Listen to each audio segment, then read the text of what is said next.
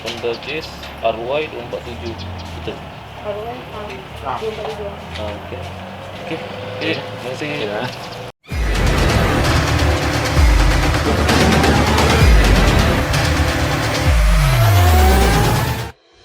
Kenyataan Yang Berhormat Menteri Kanan Keselamatan Datuk Seri Ismail Sabri Yaakob pada sidang media 21 Mei 2020 telah menyatakan bahawa tiada lagi pergerakan merentas negeri dibenarkan dengan merujuk kepada Peraturan 6/1 Peraturan Pencegahan dan Pengawalan Penyakit Berjangkit 2020.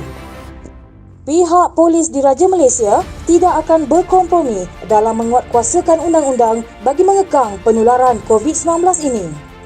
Menurut rekod, sebanyak 383 kompaun dikeluarkan oleh PDRM terhadap orang ramai yang melanggar prosedur operasi standard SOP ketika sambutan hari pertama Aidilfitri.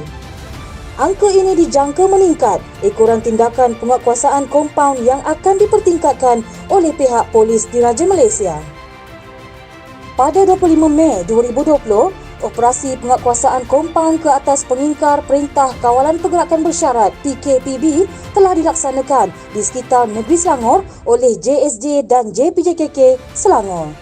Tindakan yang lebih tegas ini perlu dilaksanakan bagi memastikan pematuhan masyarakat ke atas Perintah Kawalan Pergerakan Bersyarat ini. Kru RNP TV mengikuti operasi yang diketuai oleh Senior Assistant Commissioner Polis Datuk Fadil bin Ahmad, Ketua Jabatan Siasatan Jenayah Selangor di sekitar daerah Gombak iaitu di Taman Selayang Baru, Taman Nakhoda, Taman Selayang Mutiara, Sungai Tua dan Taman Samudra.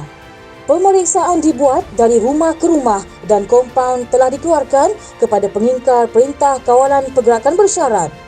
Penguatkuasaan pengingkar Perintah Kawalan Pergerakan Bersyarat PKPB ini turut dijalankan di seluruh negara, antaranya di negeri Perak, Pahang, Melaka, Kelantan, Negeri Sembilan dan Johor serta lain-lain negeri. Berikut adalah 15 larangan yang dinyatakan oleh pihak kerajaan untuk tempoh Perintah Kawalan Pergerakan Bersyarat ini kecuali bagi mereka yang mendapat kelulusan daripada pihak berkuasa yang berkenaan atau pengecualian yang akan dibuat dari masa ke semasa. Aktiviti hiburan, riadah, sukan dan rekreasi yang boleh menyebabkan ramai orang berhimpun. Aktiviti dalam pub dan kelab malam termasuklah perniagaan restoran dalam pub dan kelab malam.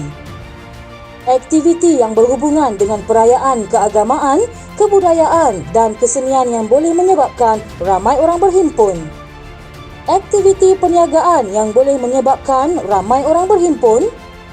Aktiviti pertaruhan, ambil tagan, loteri, mesin perjudian atau permainan mengadu nasib, judi, nombor ramalan, mesin slot dan perjudian atau pertaruhan lumba kuda dan aktiviti dalam kasino.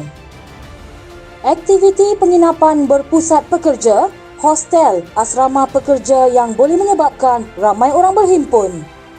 Menyedang pakaian, penggunaan bilik acu di dalam kedai pakaian, mencuba aksesori fashion dan menyediakan sampel penguji kosmetik, perkhidmatan di kedai gunting rambut dan salon kecantikan, penggambaran filem, drama, dokumentari dan iklan. Aktiviti kapal persiaran, perkhidmatan pelancongan dan perkhidmatan di premis penginapan di bawah Akta Industri Pelancongan 1992.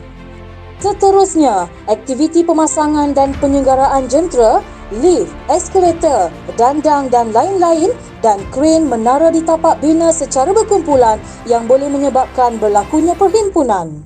Peperiksaan teori dan amali pembedil peletupan bagi industri perlombongan dan pengkuarian. Pensijilan bagi agri-komuniti.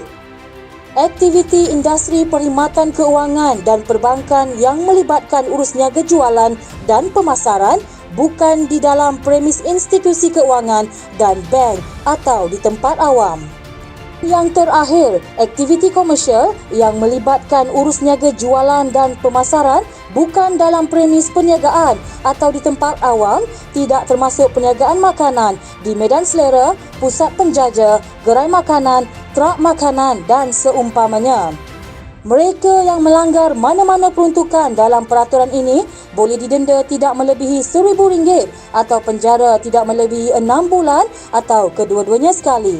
Jadi saya minta kepada semua masyarakat untuk terus beri kerjasama ke atas arahan-arahan yang telah dikeluarkan.